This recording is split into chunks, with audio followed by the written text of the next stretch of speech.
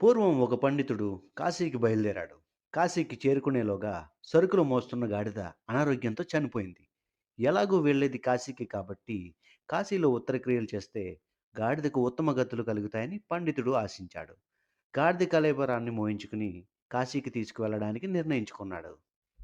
కాశీ ప్రయాణం ఒక్కరు చేసేది కాదు కదా! సమూహంతో వెళ్ళాలి. సమూహంలో మిగతా వాళ్ళు గాడిద కళేబరాన్ని కాశీకి తీసుకెళ్ళడానికి ఒప్పుకోలేదు.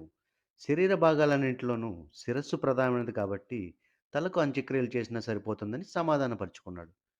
గాడిద తల నరికించి ఎవరికీ చెప్పకుండా రహస్యంగా మూటగట్టి పట్టుకుని బయలుదేరాడు.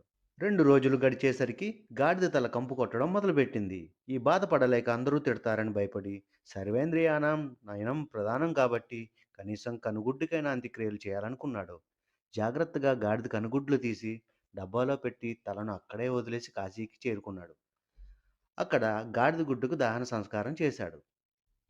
చుట్టుపక్కల ఉన్నవారికి అర్థం కాక దేనిని దహనం చేస్తున్నారు అని అడిగారు. గాడిద గుడ్డు అన్నాడు పండితుడు. చెప్పడం ఇష్టం లేకనో ఏమీ లేదనే ఉద్దేశంతోనో గాడిద గుడ్డు అన్నాడని అనుకున్నారు అందరూ.